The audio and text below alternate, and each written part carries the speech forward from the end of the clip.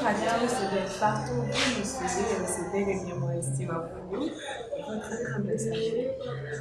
Aujourd'hui, nous sommes venus dans le cadre de Vandal au Christ. Vandal au Christ est une émission où nous allons vous parler de plusieurs aspects de l'Église, de plusieurs aspects du monde dans l'Église, du monde actuel dans l'Église.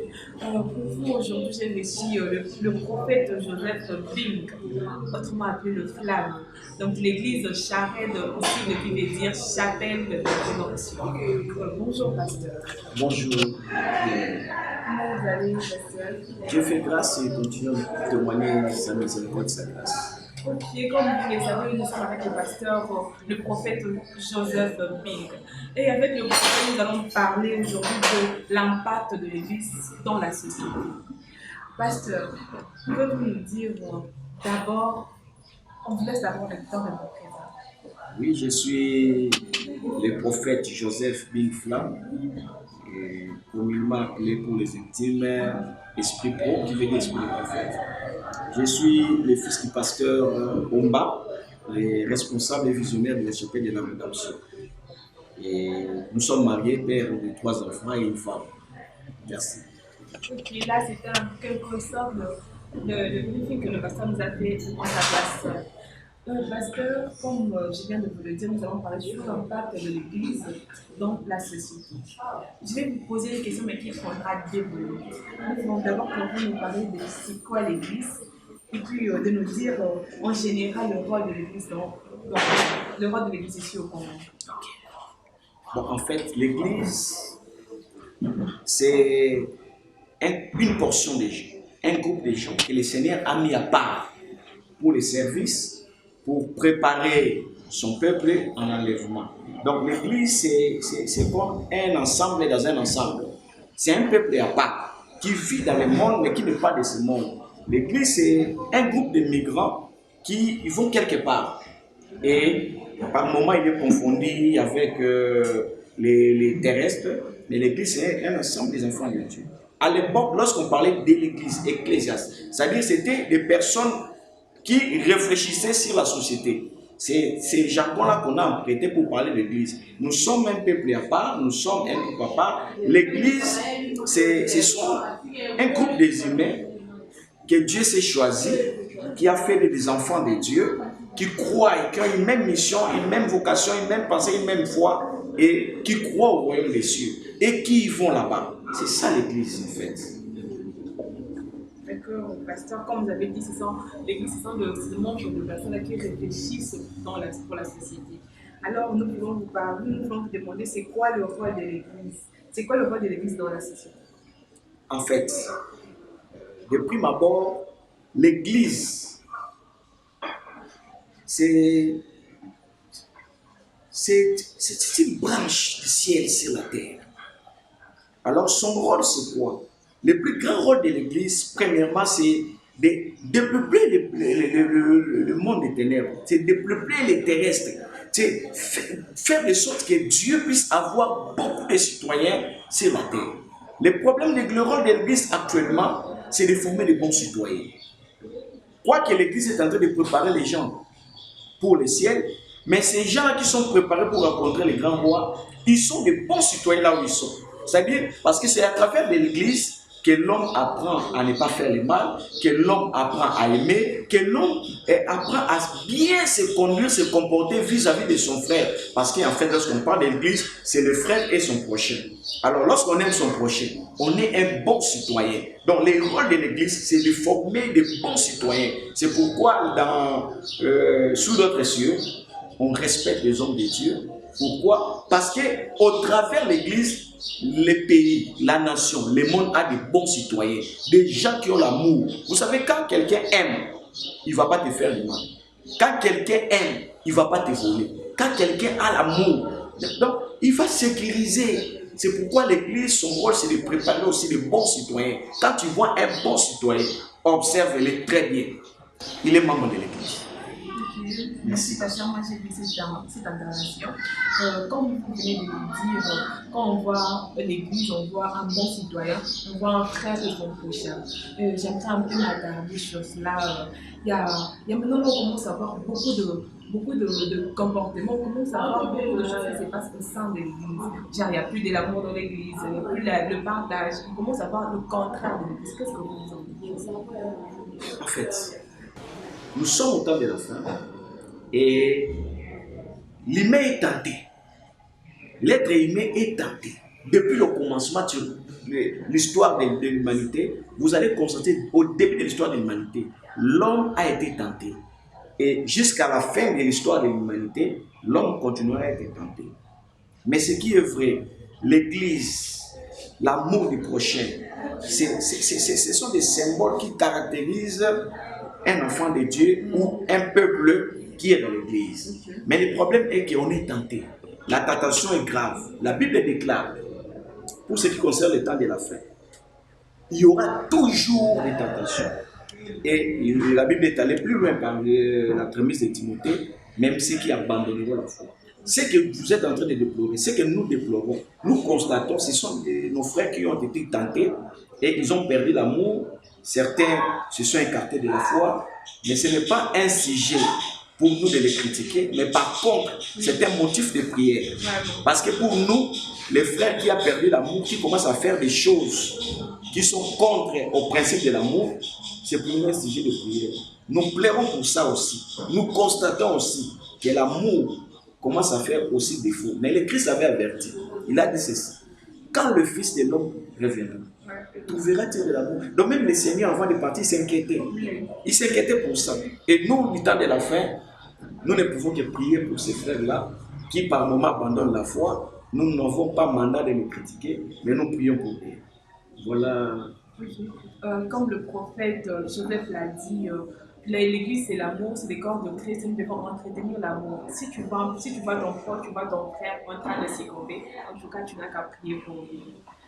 Pasteur, j'aimerais encore vous poser une autre question. Et la question qui dit, étant pasteur, berger de bonne, est-ce que ça vous arrive-t-il de conseiller à vos collaborateurs de sortir de leur milieu ecclésiastique, d'aller travailler, d'aller chercher des choses? Parce que là, nous commençons à constater que tu viens dans une église, on peut trouver un frère ou une sœur qui est disponible 24 heures sur la table. Quand est-ce que tu travailles? Quand est-ce que tu étudies? Quand est-ce qu'on fait d'autres choses? Merci beaucoup pour la question. Nous qui avons eu la grâce de nous convertir vers les années 1900, à ce temps-là, personnellement, je constatais, même l'expression temps plein, je constatais il y avait des frères qui étaient permanents à l'église, je constatais ces choses. Mais au fur et à mesure que le monde est en train d'évoluer, l'église est en train de prendre les racines, je pense que ces phénomènes n'existent plus. Oui, parce que nous voyons même que dans la Bible, Joseph était gouverneur, Daniel travaillait. Donc, ils étaient des serviteurs. Je suis en train de venir là. Dans l'église actuelle et du temps de la fin, vous pouvez constater que les gens commencent à faire la part des choses. Il y a un temps pour tout, comme dit la Bible. Il y a un temps pour travailler et il y a aussi un temps pour servir les Seigneur. Mais je ne suis pas dans la guerre de ceux qui disent temps plein ou temps partiel. Je ne suis pas dans cette guerre-là. Mais ce que je sais, la Bible déclare, tu mangeras à la sueur de ton frère. Je bénirai l'œuvre de tes mains. Donc l'église a le rôle aussi de préparer. Je vous avais dit des bons citoyens. Un bon citoyen, ce n'est pas la personne qui reste assis. Parce que quand tu ne fais rien, tu es tenté. Tu peux devenir voleur, tu peux devenir ennemi, tu peux devenir jaloux. Mais quand tu travailles, le Seigneur bénira l'œuvre de tes mains. Les églises actuelles, vous constaterez, on a même placé les programmes. De telle heure à telle heure, tel jour à tel jour. Et l'église ne te prend pas 24 heures. Je prends par exemple la chapelle de la rédemption. Si la chapelle de la rédemption vous prend beaucoup de temps, c'est 3 heures au maximum. 2h30, c'est le minimum. Et le reste de la journée, vous devez travailler. Donc, nous encourageons aux frères et sœurs qui sont avec nous d'être des bons citoyens. Un bon citoyen participe au développement de la nation. Jusqu'à maintenant, les mots que je vous avais dit au départ, le rôle de l'église, c'est préparer des bons citoyens. Et à l'église, on doit retrouver des bons citoyens, pas des paresseux. Donc, parce que même Christ, lorsqu'il est arrivé dans une famille de travailleurs. Son père était charpentier. Donc, dans l'église, on doit avoir des bons citoyens. J'insiste aussi les bons citoyens. Et nous travaillons pour former des bons citoyens. Merci, je pense que j'ai répondu. Nous rappelons que nous sommes avec le prophète Joseph Bingo de l'église Charède. Pasteur, comme vous l'avez dit, dans l'église, on doit trouver de bons citoyens. Le mot que vous ne cessez de marteler, on doit trouver de bons citoyens. La Bible nous dit dans le livre de Matthieu 5, 13 à 14, si je me trompe. Jésus nous dit que nous sommes le sel de la terre, la lumière du monde. Mais est-ce que cela est le cas pour nous, chrétiens, pour nous, enfants de Dieu, dans le milieu social? En fait, ça devrait être le cas. Ça devrait être le cas et ça doit être le cas. Et je peux vous assurer, c'est le cas. Parce que celui qui a Christ, il devient un bon citoyen. Un bon citoyen est envié. Un bon citoyen, lorsqu'on parle de la lumière c'est un atout. La lumière, c'est un atout de connaissance, de savoir. Tout cet atout-là, cette lumière, tu fais un bon citoyen et tu peux éclairer. Je prends un exemple. Vous êtes dans les quartiers où les gens ne respectent pas la loi du pays, où les gens ne respectent pas les hommes de Dieu, où les gens ne travaillent pas. Et qu'on constate, toi chrétien, tu travailles.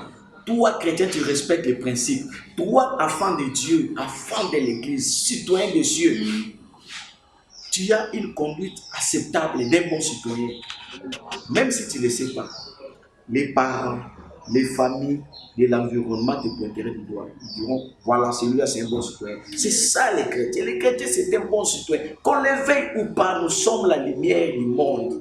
Lorsque la Bible déclare ceci, je ne vous abandonnerai pas. Je ne vous délaisserai pas.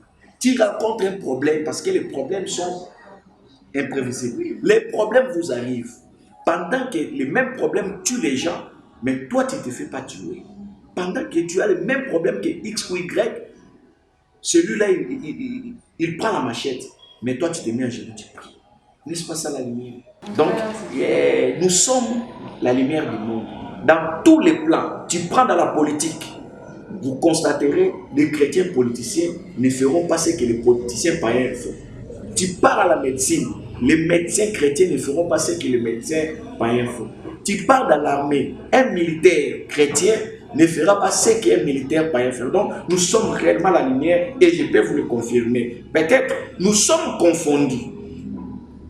Parce que tout celui qui dit Seigneur, Seigneur, ce n'est pas lui-là qui est chrétien. Mais le chrétien, c'est lui qui porte les valeurs du christianisme, les valeurs du Christ. Mais comme nous sommes confondus, on appelle tout le monde pasteur, on appelle tout le monde chrétien, on appelle tout le monde maître, ce qui est vrai. Ce sont des valeurs qu'on doit protéger, des valeurs chrétiennes. Comme il n'y a pas un christomètre, nous aussi, nous n'avons pas un appareil pour mesurer le christianisme d'une personne. Mais ce qui est vrai, nous le sommes réellement. Nous sommes la lumière. Je donne l'exemple, pendant que les gens se prostituent, toi tu ne te prostitues pas. Tu préfères faire ton métier pour gagner de l'argent. N'est-ce pas ça de la lumière? Peut-être tu ne sais pas, il y a de ces gens qui t'apprécient, des jeunes filles qui acceptent de suivre les chemins que tu as suivis. Nous sommes réellement la lumière. Et les chrétiens, il est la lumière du monde. Jusqu'à maintenant, il est la lumière du monde. Nous éclairons nos familles, nous éclairons les cadres, nous éclairons les destinées. En tout cas, moi je suis tellement épatée par cette affirmation du prophète. J'ai vraiment aimé. Comme l'a dit le prophète, nous sommes des lumières. Alors nous devons être élevés. Continuons de garder cette identité d'enfant de Dieu de partout nous sommes. Prophète, il y a des affirmations, je ne sais pas si je peux les appeler affirmations ou pas. Il y a des gens qui disent maintenant, mieux vaut rester à la maison que d'aller dans l'église. Comment est-ce que vous pouvez argumenter ça? Moi, je pense que l'église, c'est un cadre spirituel. Et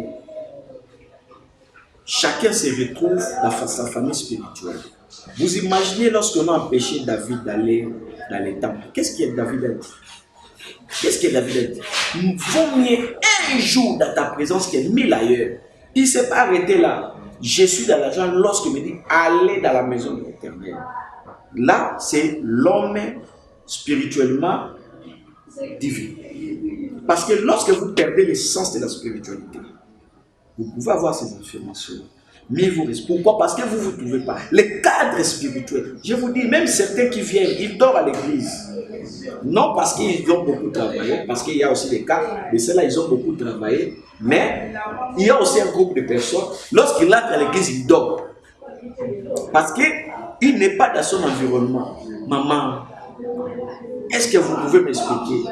Un poisson qui se sent mal à l'aise dans l'eau, je ne pense pas. Est-ce que vous pouvez m'expliquer? Un lion qui se sent mal à l'aise dans la savane. Donc, c'est-à-dire, chacun doit se retrouver dans son milieu naturel. Un enfant de Dieu doit se retrouver dans l'église. Il doit trouver de la joie en étant là. Parce que la Bible dit. Nous sommes dans le livre de Psaume 133. C'est là que Dieu envoie sa bénédiction. Il est agréable et doux aux frères de demeurer ensemble, car c'est là que Dieu envoie sa bénédiction et la vie éternelle. Ouais. Donc, c'est un cadre pour tout enfant de Dieu. Là, il a la bénédiction, là, il a la joie, là, il sent la douceur, là, il sent la consolation. Donc, quand quelqu'un dit qu'il ne se sent pas bon, il ne se sent pas bon dans l'église, je vous dirais, l'église est spirituelle, il a des problèmes spirituels. Ça peut être, il a la sorcellerie, vous m'excuserez pour ça. Ça peut être, il est sous le choc de l'envoûtement, vous m'excuserez pour ça aussi. Troisième affirmation, peut-être il n'est pas converti. Ce n'est pas encore son milieu. Pour celui-là, on doit prier pour lui. Et le Seigneur lui donnera les dons. En tout cas, quand on est à l'église, on doit retrouver sa joie. Vraiment, pasteur, moi, donc, notre affirmation qui s'existe. Quand nous venons à l'église, nous donnons, nous offrons. Mais est-ce que l'église peut faire le même quand nous manquons, quand nous sommes dans le besoin? Est-ce que l'église peut aider aussi? Bon, nous sommes dans l'église, c'est-à-dire l'église c'est un peuple à part. L'église ne réfléchit pas comme le monde. L'église a la charge, pense aux orphelins, aux veufs, aux personnes nécessitées. Mais écoutez, moi je dois vous dire la vérité, permettez-moi de vous choquer. Quelqu'un comme toi là, quand tu viens à l'église pour dire que je manque, il faut me donner, je t'encouragerai de travailler. Je te demanderai quel est le projet que vous avez. On peut appuyer ton projet, mais pas pour te donner l'argent, on va manger. Non. On va appuyer ton projet, on va vous aider dans ce sens-là pour que vous puissiez vous épanouir. Hein? L'église forme de bons citoyens, pas des mendiants. Lorsque nous donnons à l'église, nous ne donnons pas aux humains, nous donnons pour l'avancement de l'œuvre de Dieu, pour qu'il y ait des micros, il y ait des chairs, qu'on aménage, payer les loyers et qu'on sort. Mais pour les cas que la Bible a définis, les personnes nécessitées, parmi lesquelles les orphelins, les veuves, les personnes en situation difficile, c'est différent pour un monsieur qui sait que non, moi, je dois aller à l'église prendre l'argent. Tu viens à l'église comme quelqu'un qui réfléchit comme toi, je te dirais, ma sœur, vous avez des problèmes effectivement, mais on doit faire les rap. Vous connaissez ce qu'on appelle les rap?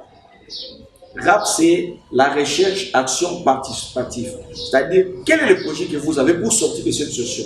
Là, maintenant, l'église va vous aider à sortir de cette situation pour que vous ne soyez pas mendiants. Des fois, les gens ne comprennent pas. Si l'église est dans les caritas, il affaiblit les citoyens. Un citoyen doit manger par la sueur de son front. Nous devons tout faire pour qu'on ait des bons citoyens. Les bons citoyens est celui qui participe au développement. Vous imaginez si l'église vous aide à devenir un bon citoyen et que vous devenez un appui, un support, comme dit Job. J'étais l'œil de l'aveugle, j'étais le pied du boiteux, j'étais le père de l'orphelin. Quand il devait à ce standard-là, un bon citoyen comme Job, je ne pense pas qu'en venant à l'église, vous allez imaginer comme je donne l'offrande, comme je donne aussi. Non, mais quand vous êtes un bon citoyen comme Job, mais les malheureux de l'église, c'est à ta responsabilité. Les veufs de l'église, les orphelins de l'église. Donc nous avons l'obligation et l'office de former de bons citoyens. Un bon citoyen, il est pour les développements. J'ai vraiment aimé cette intervention, pasteur. Donc ça sera peut-être notre dernière question à vous poser. Ça va prendre un peu plus de volume différent. La question de savoir, est-ce que l'église a réussi sa mission? Si oui ou si c'est non, on va le découvrir dans votre réponse. Mais on va encore approfondir pour dire, nous avons vu auparavant dans les années 80, on avait des églises catholiques protestants, musulmans, kimbanistes aussi, si je peux le dire aussi. Mais on a vu moins des églises de réveil. Mais on ne constate pas, on ne remarque pas ces comportements qu'on a maintenant dans les églises. Il y a prolifération des églises dans plusieurs années. Qu'est-ce que vous voulez dire? Premièrement, la question de savoir si l'Église a réussi à sa mission. Je vous avais dit au préalable, l'Église c'est un groupe de gens. Ce sont des migrants. Nous sommes sur la terre, nous allons vers le royaume des cieux. Ici, ce n'est pas notre territoire. Ce n'est même pas notre milieu naturel. Nous sommes que des passants. Et dans notre passage, nous laissons les impacts. C'est-à-dire, les bons citoyens, ce sont que des impacts. L'objectif, c'est aller au ciel, rencontrer notre Père. Nous sommes des migrants. C'est-à-dire que l'Église a réussi sa mission ou pas, là c'est le Christ. Il faudrait que l'on soit sincère à cette question. C'est le Christ qui va déterminer. On va voir le nombre de personnes qui seront enlevées. Mais s'il faudrait descendre sur la terre en format de bons citoyens, dans ce sens-là, c'est l'Église a réussi. Bien aimé, je vous dis, nous sommes dans ce processus-là de la réussite. Vous imaginez si l'Église n'était pas, je prends l'exemple de notre pays au Congo. Quels seraient les crimes, les scandales, la désolation, les larmes qui seraient dans ce pays? L'Église est en train de former les gens, de préparer les peuples à être de bons citoyens. L'Église travaille. Vous avez dit à l'époque où il n'y avait pas prolifération des églises, les gens se comportaient un peu bien. Mais nous sommes au temps de la fin, ma soeur. Nous sommes au temps de la fin. Et à ce qui concerne le temps de la fin, c'est le temps des scandales. À ce qui concerne le temps de la fin, c'est le temps où les gens abandonnent la foi. À ce qui concerne le temps de la fin, c'est le temps où les gens devraient se lever. Un enfant se lève contre son père, contre sa mère. C'est un temps très très difficile.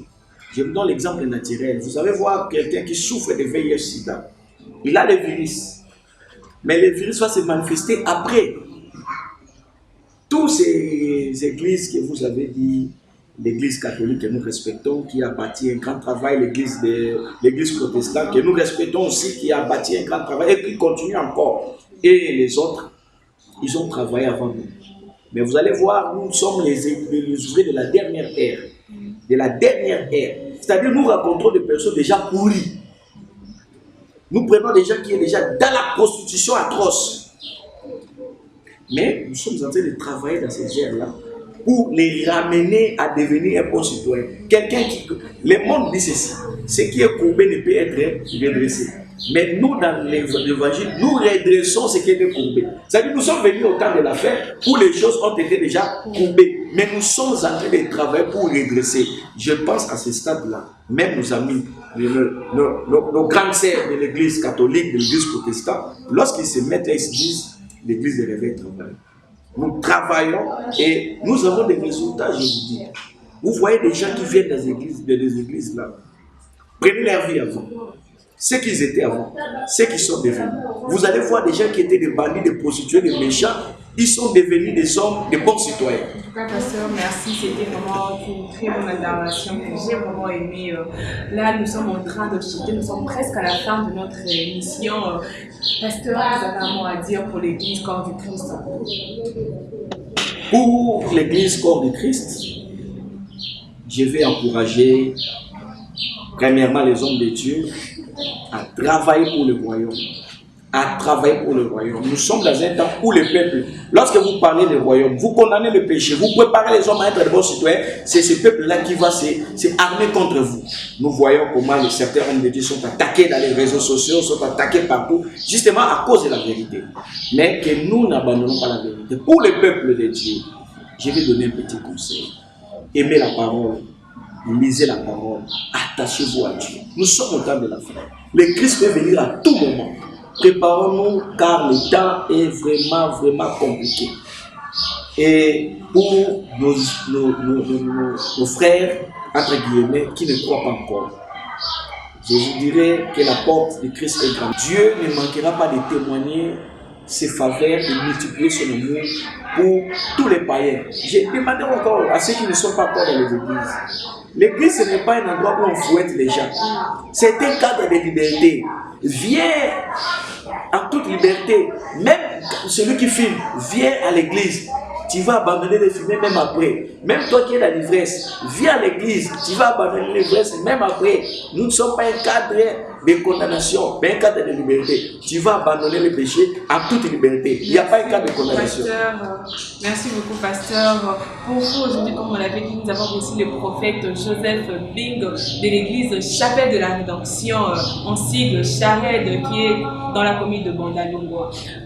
Si vous nous avez pris en cours de cette émission, nous avons parlé de l'église, de l'impact de l'église à la société, dans la société. C'est ici que nous allons mettre fin à cette émission Bandal pour Christ. Alors nous vous prions de vous abonner massivement et nous nous retrouvons à la prochaine. Merci.